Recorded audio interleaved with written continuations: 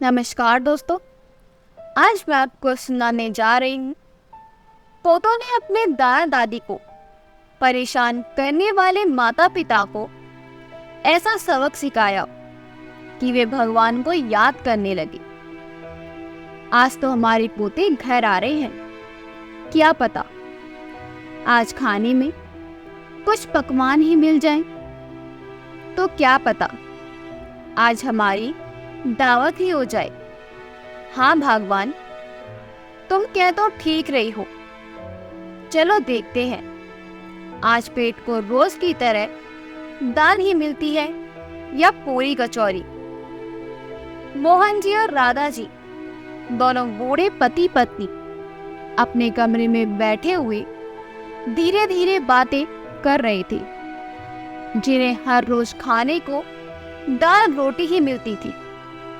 और आज वर्षों के बाद उनके दोनों पोते कई सालों बाद विदेशी पढ़ाई करके लौट रहे थे और दोनों दादा दादी अपने दोनों पोतों के आने से बहुत खुश थे।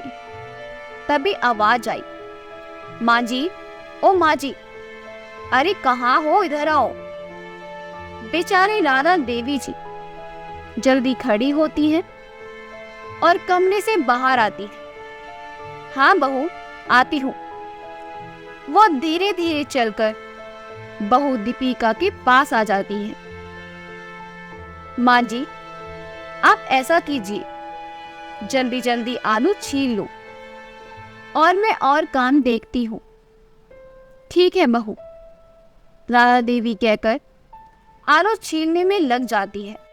तभी आवाज आती है, पिताजी, पिताजी। अरे पिताजी, कहाँ हो आप? जरा जल्दी आओ। बूढ़े पिता धीरे धीरे चलकर अपने कमरे से बाहर आए और बोले, हाँ बेटा। पिताजी, आप ऐसा कीजिए, घर के बाहर से सड़क पर झाड़ू लगाकर उसे साफ कर दो। बच्चे आएंगे तो सड़क एकदम साफ मिलनी चाहिए। वैसे भी इतने साल विदेश में रहकर आ रहे हैं और वहां पर तो बहुत साफ सफाई रहती है। यहाँ आकर बच्चों को साफ सुथरा वातावरण लगना चाहिए। ठीक है बेटा, कहते हुए मोहन जी झाड़ू उठाकर चल दिए। उनके हाथ से झाड़ू कई बार नीचे गिर जाती है। अब बूढ़े हाथों में जवानी जितना दम नहीं था कि झटपट झाड़ू लगाकर चलते बने।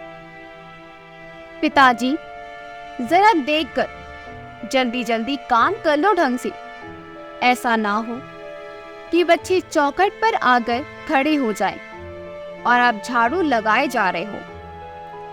अजय अपने पिताजी को डांटते हुए बोला, ठीक है बेटा, अभी कर रहा हूं। मोहन जी सहमी सी आवाज में जवाब देकर सड़क पर झाड़ू लगाने लगे। तभी उनके कानों में एक उनके पसंदीदा गाने की आवाज आई। मोहल्ले में किसी ने गाना चलाया हुआ था। उनको गाना सुनते ही अपने पुराने दिन याद आ गए, जब मोहन जी का घर बन रहा था, जिसके बाहर मोहन जी झाड़ू लगा रहे थे। तब ना जाने कितनी बार मोहन जी और राधा जी ने पता नहीं कितनी बार ये गाना गाया था। धीरे धीरे वो अपने अतीत में चले जाते हैं और मोहन जी अपने माँ बाप के 3 बेटे थे, जिनमें सबसे छोटे मोहन जी थे। मोहन जी बहुत खूबसूरत, समझदार, विनम्र, शांत स्वभाव वाले व्यक्ति थे। अपने भाइयों में सबसे श्रद्धालु, ईमानदार व्यक्ति थे। उनके दोनों भाई चंडालू किस्म के व्यक्ति थे।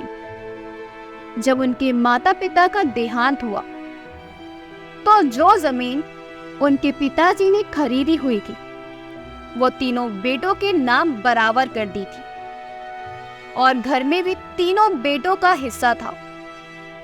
लेकिन मोहन जी के भाइयों ने उनके साथ धोखा करके लड़ झगड़ कर घर से भी हिस्सा खत्म कर दिया, यह कहकर कि हम तो शादीशुदा परिवार वाले हैं, ये तो कुंवारा है, इसका परिवार भी नहीं है, तो इसे इतना ही काफी है। और जमीन भी हिस्से से बहुत कम दी थी। मोहन जी अपने भाइयों के साथ झगड़ा करने से बेहतर जितना हिस्सा मिले उसे ही लेने में बेहतरी समझी और दिल पर पत्थर रखकर सबर कर लिया। मोहन जी के पास अब सिर्फ जमीन का कुछ गज पर टुकड़ा था। मोहन जी को कहानियां पढ़ने और लिखने का बहुत शौक था। उन्होंने अच्छे नंबर से बीए की परीक्षा पास की। राधा जी भी उनके साथ ही पढ़ती थी और राधा जी मोहन जी से विवाह करना चाहती थी। जब राधा जी ने मोहन जी से इस बारे में बात की तो मोहन जी ने कहा, मेरे पास एक जमीन के टुकड़े के अलावा कुछ भी नहीं है। सोचकर देखो तुम्हारा जीवन मेरे साथ कैसा होगा। राधा जी ने कहा कि जमीन का टुकड़ा होना तो बहुत बड़ी बात है, हर किसी को कहाँ नसीब होता है। मैं तो हमेशा तुम्हारा साथ दूंगी, तुम्हारी हर मुश्किल हर परेशानी में साथ खड़ी रहूंगी। तुम बस एक बार मेरे साथ विवाह तो कर लो। राधा जी के माता पिता नहीं थे, वे अपने मामा मामी के साथ रहती थी। उनकी मामा मामी ने ही उनको पढ़ाया था। राधा जी ने जब मामा मामी से बात की तो उन्होंने कहा, बेटा जिंदगी तुम्हारी है, ये फैसला भी तुम्हारा है, हम तुम्हारे साथ हैं। तो राधा जी और मोहन जी ने शादी कर ली। कुछ दिन दोनों किराए पर रहे। मोहन जी ने दिन में एक प्राइवेट कंपनी में नौकरी करना शुरू कर दिया और रात भर कहानी लिखते और किसी समाचार पत्र या पत्रिका में छपने के लिए भेज देते। कुछ पैसा कहानियां लिखकर भी कमा लिया करते थे। राधा देवी जी को कुकिंग का बहुत शौक था, तो उन्होंने लड़कियों को कुकिंग क्लास देनी शुरू कर दी। जब कुछ जमा पूंजी इकट्ठी हुई तो अपनी जमीन पर कंस्ट्रक्शन का काम शुरू कर दिया। अपने घर में मोहन जी और राधा जी ने दिन रात मजदूरों की तरह काम किया। एक भी हार मानने लगता तो वही गाना गाकर एक दूसरे को खुश और हौसला बढ़ा दिया करते। यूं ही दिन रात जी तोड़ मेहनत करते करते एक दिन मोहन जी और राधा जी का एक प्यारा सा आशियाना, प्यारा सा घर बनकर तैयार हो गया। उन दोनों ने इस प्यारे से घर में जीवन बिताना शुरू ही किया था कि उनकी जिंदगी में एक और खुशी ने दस्तक दी। राधा जी ने एक प्यारी सी बेटी को जन्म दिया। बेटी दिशा के जन्म के बाद से उनकी जिंदगी और रोशन हो गई। धीरे धीरे उन्होंने पैसे बचाकर एक दुकान ले ली थी जिसमें उन्होंने स्टेशनरी का काम कर लिया। धीरे धीरे उनकी दुकान में हर तरह की किताबें मिलने लगी। स्टेशनरी का काम उनका अच्छा चल निकला। फिर एक और खुशी ने दस्तक दी। राधा जी ने एक बेटे को जन्म दिया। अजय ने आंखें खोलते ही अपने घर में उन्नति देखी थी। मोहन जी ने अजय और दिशा को अच्छे स्कूल कॉलेज से पढ़ाया। दिशा के लिए अच्छे घराने से रिश्ता आया और दिशा की शादी बड़े धूमधाम से की। मोहन जी ने अब दुकान और भी बड़ी करनी। अजय भी पढ़ाई पूरी करके दुकान में लग गया। फिर अजय के लिए भी अच्छे घर से रिश्ता आया तो अजय की भी शादी कर दी। अब नई बहू दीपिका ने घर में कदम रखा और अजय के व्यवहार में बदलाव आने लगा। दीपिका ने कुछ समय बाद एक बेटी को जन्म दिया। फिर 1 साल बाद दूसरे बेटे को। मोहन जी और राधा जी बुढ़ापे की गिरफ्त में आते चले गए। जैसे जैसे बुढ़ापा दस्तक दे रहा था, वैसे वैसे अजय और दीपिका का जुल्म और सितम बढ़ रहा था। मोहन जी और राधा जी को बीमारियों ने भी घेर लिया, तो अजय ने दुकान को भी अपने कब्जे में कर लिया। जब दीपिका घर में नई नई आई थी, तब राधा जी के लिए उसने खूब बढ़िया बढ़िया पकवान बनाकर खिलाई और खाए। लेकिन जब से उसके हाथों में सब कुछ आ गया और दुकान अजय के कब्जे में आ गई और बच्चे बाहर पढ़ने चले गए, तब से तो मोहन जी और राधा जी के लिए दाल रोटी और खुद के लिए बढ़िया बढ़िया पकवान बनाती और श्रद्धा धातर होटल रेस्टोरेंट में ही खाती। एक दिन अजय और दीपिका होटल में खाना खाने गए, तो राधा जी रसोई में खुद छोले पूरी बना रही थी, तो उनके हाथ से दीपिका के दहेज का कांच का जग गिरकर टूट गया। दीपिका ने जब आकर देखा तो अपनी सास पर टूट पड़ी और जब भी बाहर जाती तो रसोई में ताला लटका कर जाती। आज सालों बाद बच्चे घर आ रहे थे, तो घर में पकवान बनने की महक चारों ओर फैली हुई थी, जिससे मोहन जी और राधा जी का मन खुशी से झूम रहा था। वे दोनों आपस में बातें कर रहे थे। तभी बेटा बहू ने बुलाकर काम में लगा लिया था। झाड़ू लगाते लगाते अपने अतीत में खोए हुए थे कि आवाज आई, पिताजी सड़क साफ हो गई हो तो अंदर आओ, दूसरा काम करना है। तभी मोहन जी अतीत से बाहर आए और मोहन जी देखते हैं, अरे मैं तो बैठकर अपने अतीत में चला गया था और सड़क अभी साफ भी नहीं हुई है।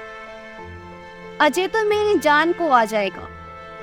अजय आता है, सड़क पर गंदगी देखकर चौंक जाता है और मोहन जी को सड़क पर ही जलील करने लगता है।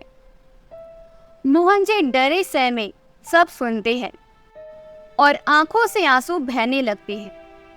अजय बोला, 5 मिनट में सड़क साफ करके अंदर आओ।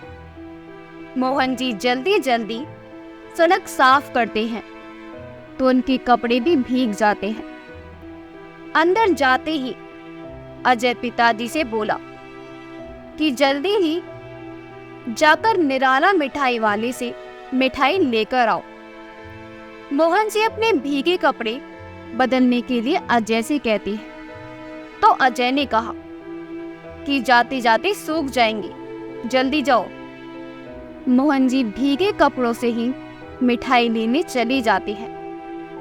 उधर दीपिका ने अपनी सास से बहुत सारे काम करा लिए थे और सारा खाना भी आज राधा जी से ही बनवाया था, क्योंकि राधा जी बहुत अच्छी शेफ थी। मोहन जी और राधा जी अपने पोतों के प्यारे दादा दादी और नाता नातीन के प्यारे नाना नानी थे। राधा जी ने सारा खाना खुशी खुशी और टेस्टी बनाया था। छोले पूरी, चावल, रायता, खीर और दाल। राधा जी थककर चोर हो गई, लेकिन आज थकान हुई तो क्या, खाने को पकवान तो मिलेंगे। राधा जी के चेहरे पर थकान के साथ मुस्कान भी थी कि चलो अपने बच्चों से बरसों बाद मिलूंगी और पेट भरकर मनपसंद चीजें खाने को मिलेंगी। मोहन जी थक हार कर मिठाई लेकर आते हैं।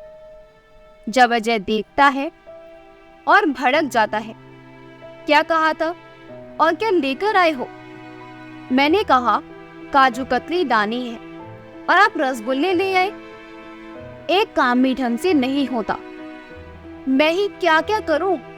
अब मेरा मुंह मत देखो, खड़े होकर जल्दी जाओ और इन्हें बदलकर लेकर आओ। मोहन जी के पैरों में अब और ताकत नहीं थी, लेकिन बेटा अजय किसी जलाद से कम नहीं था और मोहन जी फिर से गए और काजू कतली ले आए।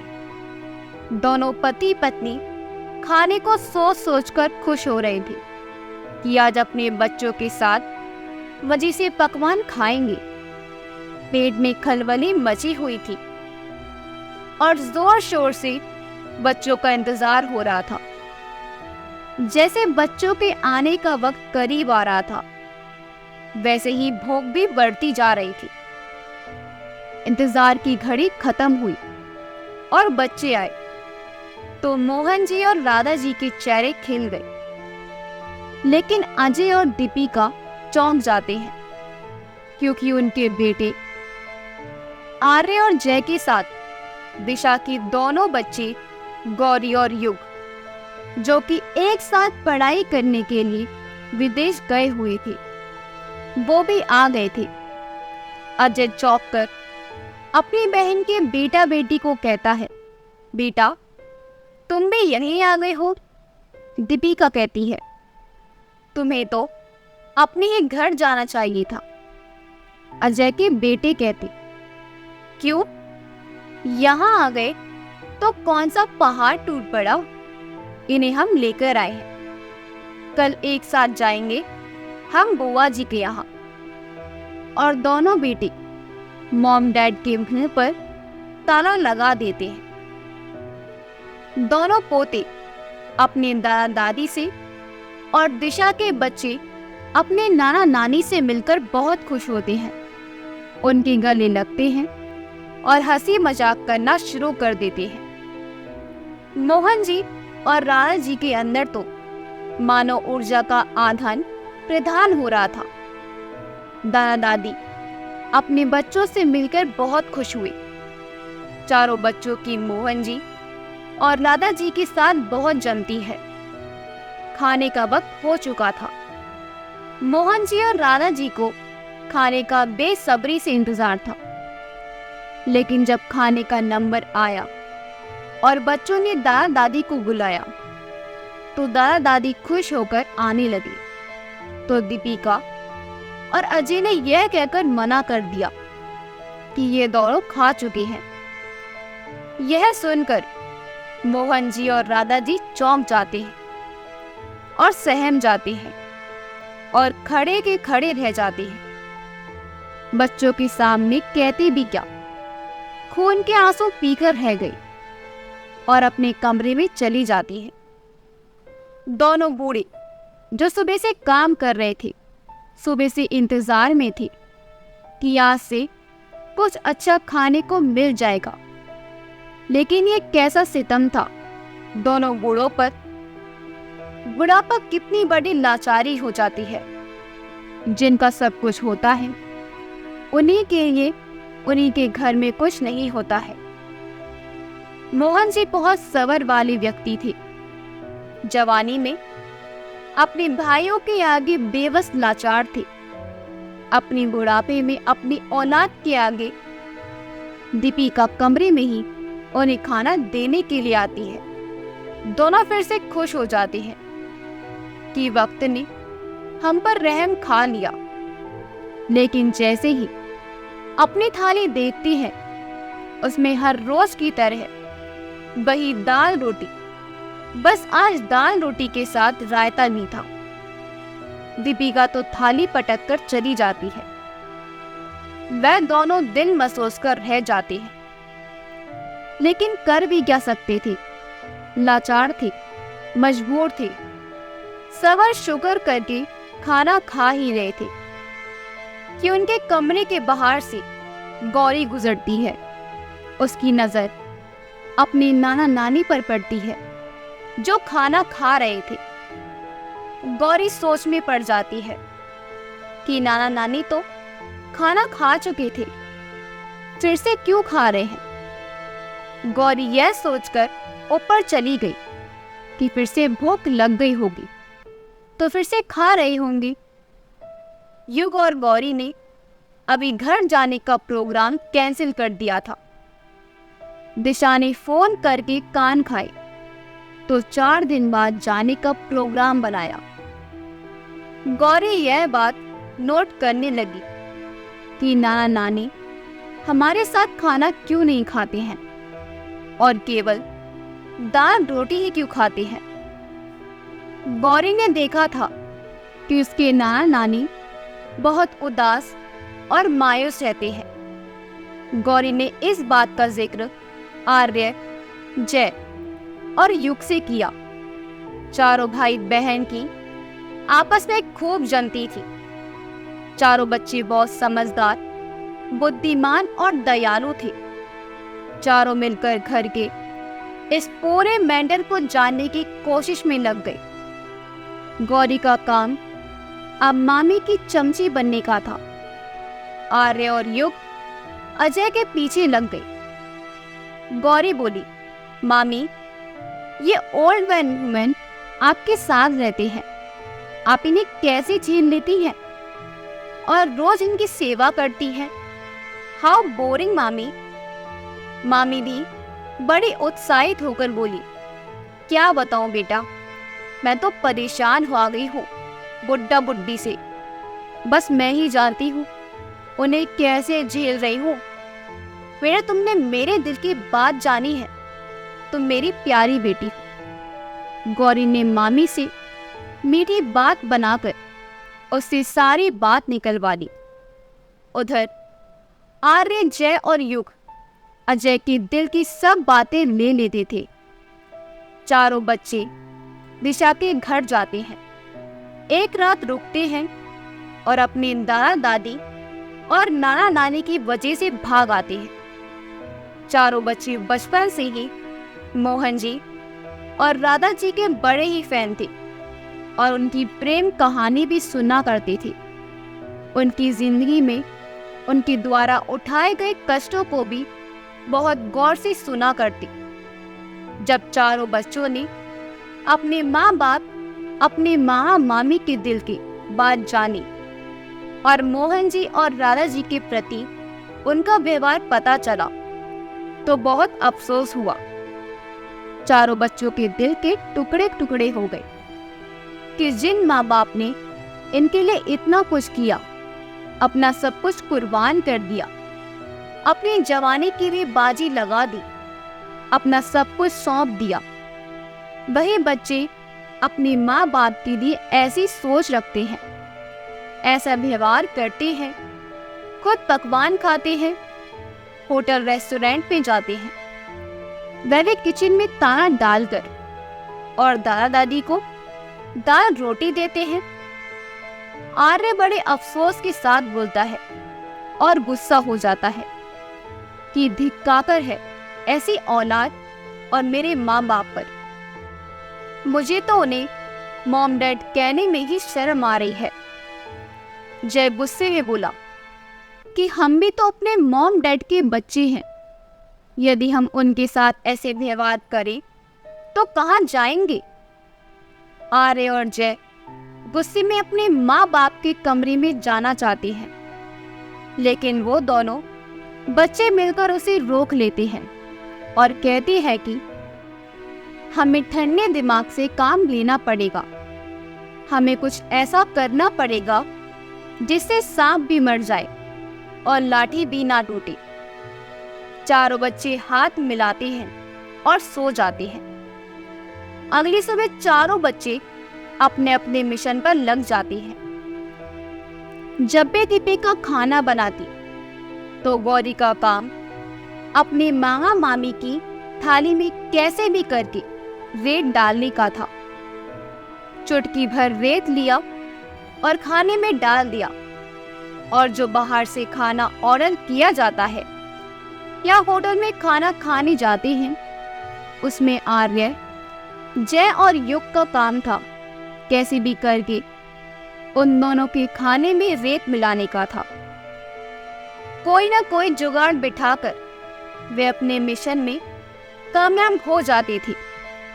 अजय और दीपिका के घर के खाने में रेत आया, इग्नोर कर दिया, ऐसे ही आया होगा, लेकिन होटल में आया तो दोनों होटल में लड़ने लग जाते। जिस होटल में खाते वही रेत आ जाता।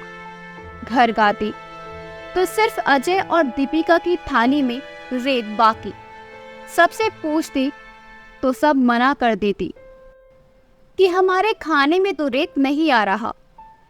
मोहन जी और राधा जी का रोज वही दाल रोटी का कार्यक्रम जारी था। अजय और दीपिका के हर खाने में रेत मिलती, बाहर खाते उसमें रेत, बच्चों की थाली से टुकड़ा खाते तो एकदम ठीक। मोहन जी और राधा जी की दाल रोटी खाकर देखते वो भी ठीक। अजय और दीपिका को समझ में नहीं आ रहा था कि ये क्या हो रहा है, हमारे खाने में रेत कहां से आ रहा है। अजय और दीपिका बहुत परेशान हो गए थे। कुछ समझ नहीं आ रहा था कि क्या हो रहा है और हम क्या करें। एक रात अजय और दीपिका बातें कर रहे थे कि हमारे साथ ही ये सब क्यों हो रहा है। सब आराम से खाना खाते हैं और हम भूखे रह जाते हैं। जब भी खाना खाते हैं तो उसमें रेत आ जाता है। दोनों चुप हो जाते हैं। फिर 2 मिनट बाद दोनों के मन में एक ही बात आती है और बोलते हैं कि ये हमारे कर्मों का फल तो नहीं मिल रहा है हमें। अजय बोला, मुझे भी यही लगता है कि भगवान हमसे नाराज है, तभी हमारे खाने का मजा किरकिरा हो रहा है। दीपिका बोली, आप ठीक कह रहे हैं अजय, मैं भी यही सोच रही हूँ। ये सब मजे से खाते हैं और हम खाने को तरस रहे हैं। ये कुछ और नहीं, हमारे कर्मों का फल है जो हमें ही वापस मिल रहा है। हम माँ पिताजी के साथ बहुत गलत व्यवहार करते हैं। खुद तो पकवान खाते हैं और माँ पिताजी को हमेशा एक दाल देते हैं। अजय बोला, मैं पिताजी को छोटा बच्चा मानता रहा। छोटे बच्चे की तरह डांटना, धमकाना, उनसे इतने काम लेना, जिस उम्र में उनकी सेवा करनी चाहिए, हम लोग उन्हीं से सेवा ले रहे हैं। हमारे माता पिता ने हमारे लिए जो किया है ना, उसके लिए उनके पैर धो धोकर पिए, तब भी उनका कर्ज नहीं उतार सकते और उन्हें हम बुढ़ापे में दुख दे रहे हैं। दीपिका कहती है कि मैं बहुत बुरी बहू हूँ, मैं इसी लायक हूँ, और रोने लगती है। अजय और दीपिका को अब समझ आ गया था कि उन्हें भगवान उनके कर्मों की सजा दे रहा है। अजय की आंखों में आंसू बहने लगे। उन दोनों की आंखों से पश्चाताप के आंसू बह रहे थे और दोनों सुबह होने का इंतजार करने लगे। सुबह हुई तो दीपिका और अजय जल्दी जल्दी रसोई में जाकर अच्छे अच्छे पकवान बनाते हैं और माँ पिताजी के पास सारे पकवान लेकर जाते हैं। माँ पिताजी देखकर चौंक जाते हैं। उन्होंने इसकी उम्मीद ही नहीं की थी कि बेटा बहू कभी हमें पकवान बनाकर खिलाएंगे, और आज उनका बेटा और बहू इतने पकवान लेकर सामने खड़े थे। उन्हें सपना जैसा लग रहा था। मोहन जी कभी खाने को देखते, कभी अजय को देखते। अजय और दीपिका बोले, माँ पिताजी ऐसे क्या देख रहे हो, चलिए मुंह खोलिए। और दोनों माँ पिताजी को खाना खिलाते हैं। मोहन जी और राधा जी की आंखों से आंसू बह रहे थे। कभी जवानी में इतने पकवान नसीब हुए थे या आज। खाना खिलाने के बाद अजय और दीपिका ने अपने माँ पिताजी से माफी मांगी तो दोनों ने उन्हें माफ कर दिया और गले से लगा लिया। कमरे के बाहर से चारों बच्चे देख रहे थे और देखकर सभी गले मिलते हैं और भगवान को धन्यवाद करते हैं। अगर आपको हमारी कहानी अच्छी लगी हो तो हमारी वीडियो को लाइक करें, शेयर करें और हमारे चैनल योगी वॉइस को सब्सक्राइब कर दें। आपका बहुत बहुत धन्यवाद।